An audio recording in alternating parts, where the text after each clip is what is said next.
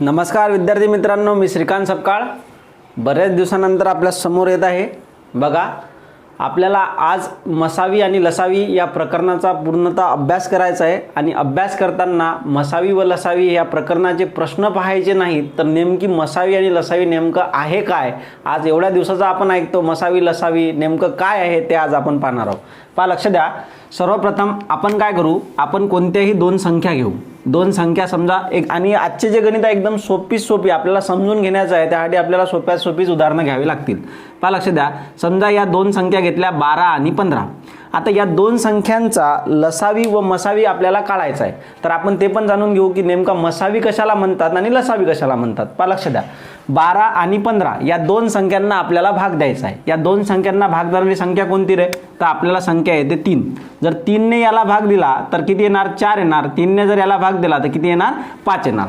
आता पुढे या दोन संख्यांना आणखी आपल्याला भाग द्यायचा आहे, पण भाग जात नाही। भाग जर जात नाही तर आपण हा जो 3 आहे याला आपण राऊंड करू आणि याला आपण मसावी घोषित करू।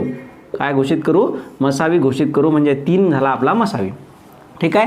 त्यानंतर या सर्वांचा गुणाकार, या सर्वांचा म्हणजे मसावी, आणि हे जे दोन संख्या आल्या, आता हे दोन संख्या म्हणजे काय हे पण आपण जाणून घेऊ। पण सध्या आता लक्ष द्या, 3 गुणिला 4 12, 12 गुणिला 5 किती 60, म्हणजे हा किती झाला आपला लसावी। बस या एवढ्या एका तक्त्यावरून आपण मसावी व लसावीचे जवळपास 75% सर्व प्रश्न सोडवू शकतो। ते कसे, पहा, लक्ष द्या। आजपर्यंत तुम्हाला मसावी व लसावी हे तुम्ही समजले, पण बऱ्याच जणांना अजूनही लक्षात आलेलं नाही की मसावी आणि लसावी म्हणजे काय। पहा, लक्ष द्या। मसावी म्हणजे 12 व 15 यांना भाग जाणारी 3 ही मोठ्यात मोठी संख्या आहे। कशी संख्या आहे, मोठ्यात मोठी, म्हणजे या दोन संख्यांना या संख्येने भाग जाते आणि ही संख्या मोठ्यात मोठी संख्या आहे, बरोबर। म्हणजे याच्यानंतर या दोन संख्यांना भाग जाणारी संख्या नाही, कारण की ही कशी आहे, मोठ्यात मोठी आहे। आणि ही 60 लसावी म्हणजे की या दोन संख्यांनी भाग जाणारी संख्या म्हणजे लसावी ही कशी आहे, लहानात लहान संख्या आहे। म्हणजे 60च्या नंतर कितीही संख्या या दोन संख्यांना भाग जाणारे येऊ शकतात, पण 60च्या आधी कोणतीही संख्या येणार नाही, कारण हे याचा काय झाला, लसावी। तर तुम्हाला समजलं असेल की मसावी म्हणजे, आणखी शॉर्टकट सांगायचं झालं तर मसावी म्हणजे की या दोन संख्यांना भाग जाणारी मोठ्यात मोठी संख्या, आणि लसावी म्हणजे की या दोन संख्यांनी भाग जाणारी लहानात लहान संख्या। ठीक आहे। पहा, लक्ष द्या। अशा प्रकारे आपण आता कव्हर केलं की मसावी आणि लसावी म्हणजे नेमकी काय होते, बरोबर। त्यानंतर बघा, आता या मसावी चा गुणाकारामध्ये अतिशय महत्त्वाचा भाग आहे। कसा, तर हे जे 4 आणि 5 आहे, समजा तुम्हाला दोन संख्या दिल्या असत्या, समजा तुम्हाला म्हटलं असतं की 12 व 15 या दोन संख्या आहे, या दोन संख्यांचं तुम्हाला म्हटलं असतं की गुणोत्तर काढा। गुणोत्तर काढा म्हणजे काय, की याला भाग द्या सरळ सरळ। मग याला जर या 12 व 15ला 3 ने भाग दिले असते तर 3 चूक 12 आणि 3 5 किती झाले असते, 15, म्हणजे 4 5 हे काय झालं असतं, त्याचं गुणोत्तर झालं असतं। म्हणजे सरळ सरळ हे जे खालचा जो भाग आहे याला आपण काय म्हणू शकतो, गुणोत्तर म्हणू शकतो, की या दोन संख्यांचे गुणोत्तर 4 5 आहे। आता हे याच्यामध्ये कसं महत्त्वाचं आहे ते लक्ष द्या, कारण पेपरला प्रश्न काय येतो की दोन संख्यांचे गुणोत्तर 4 5 आहे आणि त्यांचा मसावी 3 आहे, तर त्या संख्या काढा, बरोबर। आता ह्या संख्या आल्या कशा ते पण लक्ष घ्या। या 3 ला जर 4 ने गुणले तर हे 12 होतात, आणि 3 ला जर 5 ने गुणले तर 15 होतात, बरोबर। म्हणजे आपला इथं प्रश्न कसा सुटते, समजा एखादा प्रश्न आपल्याला दिला, या प्रश्नामध्ये आपल्याला सांगितलं की दोन संख्यांचे गुणोत्तर 6 7 आहे। दोन संख्यांचे गुणोत्तर किती आहे, 6 7 आहे। आणि जर आपल्याला समजा मसावी दिलेला असला तर मसावी आपण कुठे लिहितो, इथे लिहितो, आणि आपल्याला समजा मसावी म्हटला 4 आहे, तर त्या संख्या किती ह्या आपल्याला काढायचं आहे। तर ह्या प्रश्न सोपी आहे। सोपी कसा, की जर गुणोत्तर दिलेला आहे आणि जर आपल्याला मसावी अतिशय महत्त्वाचा आहे। मसावी जर दिलेला असला ना तर सर्वात सोपी आहे प्रश्न, कारण की 4 ने 6 ला गुणून इथे 4 7 24 करायचे, आणि 4 ला 7 ने गुणून 4 7 28 करायचे, म्हणजे सरळ सरळ आपल्या त्या दोन संख्या निघतात, बरोबर। ठीक आहे। तर बा लक्ष द्या, पुढे बघू। हा आपला मसावी 3 आणि लसावी 60 इथपर्यंत आलो, बरोबर। आता लक्ष द्या, कधी कधी काय होते, कधी कधी आपल्याला गणितामध्ये मसावी दिलेला राहत नाही, किंवा गुणोत्तरामध्ये दोन संख्या दिलेल्या राहतात आणि काय दिलेलं राहते, लसावी दिलेला राहतो, बरोबर। मग लक्ष द्या, आपल्याला याच्या आधी एक गोष्ट आपण समजून घेऊ। आपला मसावी किती आला होता, 3 आला होता, आणि हे 3 चूक 12 3 5 15। ठीक आहे। पहा, लक्ष द्या।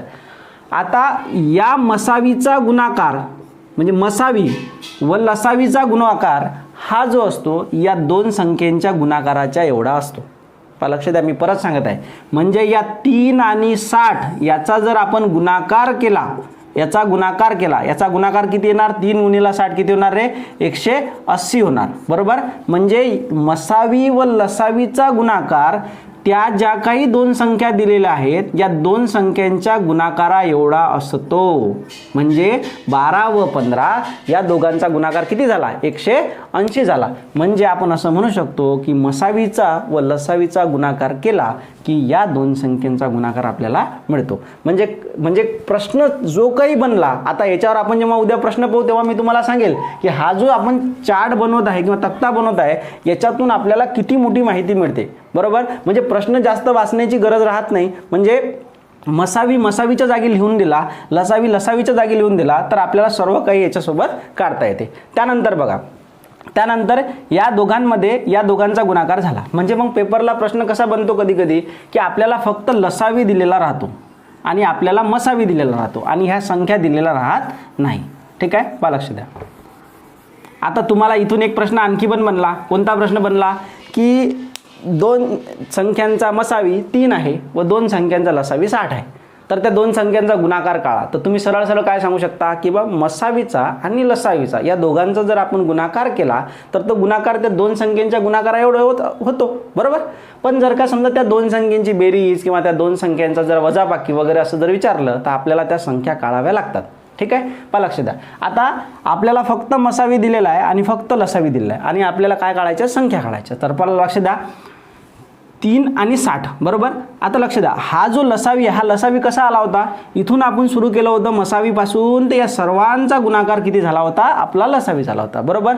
म्हणजे साहजिकच एक गोष्ट समजते की या 60ला जर या 3ने भागले, 60ला जर 3ने भागले तर 60 भागिला 3 किती येणार? 20. म्हणजे याचा अर्थ एक गोष्ट होते की 3 गुणिला 20 केलेले आहेत आणि इथं किती आलेले आहेत? 60 आलेले आहेत, बरोबर. 3 गुणिला किती केलेले आहेत? 20 आणि इथं किती दिलेलं आहे? 60 आलेलं आहे. तर हे 20 कसं आलं? या 60ला आपण या 3ने भाग दिला. आता लक्ष द्या, संख्या 2 आहेत, म्हणजे इथं गुणोत्तरामध्ये कोणतीतरी 2 अशा संख्या आहेत की ज्यांचा गुणाकार किती येणार आहे? 20 येणार आहे, बरोबर. तर पहा लक्ष द्या, आता हा 20 जो गुणाकार आहे, आता 20ला गुणाकारामध्ये आपण कोणत्या 2 संख्यांचा गुणाकार 20 येते ते बघू. आता 20चा गुणाकार 2 गुणिला 10 सुद्धा होते, बरोबर. त्यानंतर 4 गुणिला 5 सुद्धा होते, बरोबर. त्यानंतर अजून कोणता होते का? नाही, बस 10 गुणिला 2 वगैरे तेच रिपीट होतात. ठीक आहे, तर आता इथे 2 आणि 10 हे गुणोत्तरात घ्यायचे की 4 आणि 5 गुणोत्तरात घ्यायचे? ठीक आहे, पहा लक्ष द्या, गुणोत्तरच अशा संख्येचं घ्यावं लागते की ज्याला पुढे कशाने भाग जात नाही. तर म्हणजे आपण साहजिकच गुणोत्तर काय घेऊ? 4 आणि 5 घेऊ. म्हणजे इथं 4 आणि 5 हे आपलं काय झालं? गुणोत्तर झालं, बरोबर. म्हणजे हे याला म्हणतात, याचे असामायिक अवयव. काय म्हणतात याला? असामायिक अवयव. म्हणजे सरळ आपण शॉर्टकट काय म्हणू शकतो की लसावीला जर मसावीने भाग दिला, म्हणजे लसावी व मसावी जर भाग दिला तर याचं जे काही उत्तर येईल तर याचे जे अवयव पाडले आपण 4 आणि 5 हे काय झाले? असामायिक अवयव झाले, जेणेकरून आपल्याला समोर संख्या काढणं सोपी होते. तर बघा कसं, समजा 4 आणि 5 हे अवयव झाले तर या अवयवाला जर मसावीने गुणले, अवयवाला कशाला? साहजिकच पहा लक्ष द्या, इथं आपण मसावीनेच गुणणार आहे, बरोबर. म्हणजे तुमचा आजचा प्रश्न म्हणजे एक डाऊट काय क्लिअर होते की बा असामायिक अवयव आल्यानंतर आता आपल्याला गुणायचं कशाने आहे, बरोबर, असा तुमच्या मनामध्ये प्रश्न येते. तर हा जो असामायिक अवयव आलेला आहे याला आपल्याला मसावीनेच का गुणायचा, हा पण तुमचा डाऊट आता क्लिअर झाला असेल. कारण की इथं हे गुणोत्तरात येतात आणि त्याला मसावीने गुणूनच त्या संख्या काढल्या जातात किंवा त्या संख्यांना भागूनच ते गुणोत्तर काढले जाते, बरोबर. पहा लक्ष द्या, म्हणजे 3 गुणिला 4 किती झाले रे? 12 झाले. 3 गुणिला 5 किती झाले रे?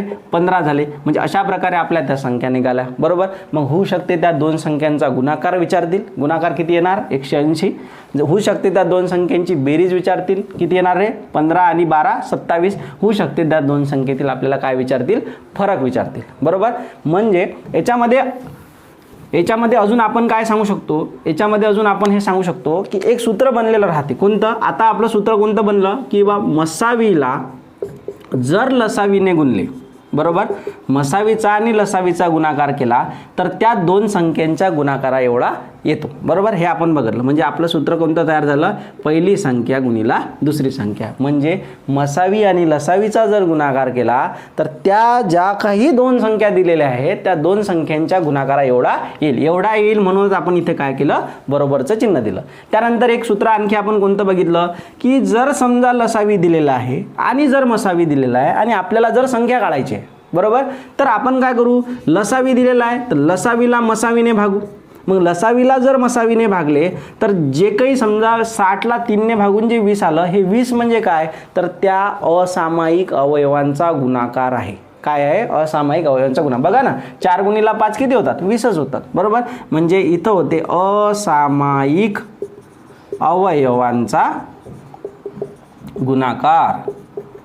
ठीक आहे, असामायिक अवयवांचा गुणाकार. म्हणजे या दोन सूत्रावरून आपण भरपूर साऱ्या प्रमाणामध्ये कोणताही प्रश्न लसावी मसावीचा येऊ ते आपण सॉल्व करू शकतो. म्हणजे उद्या काय करू, उद्या किंवा पुढच्या व्हिडिओमध्ये आपण काय करू, याच्यावरचे जे प्रश्न येतात, आता सोपे प्रश्न कसं की दोन संख्यांचा मसावी व लसावी अनुक्रमे इतका आहे.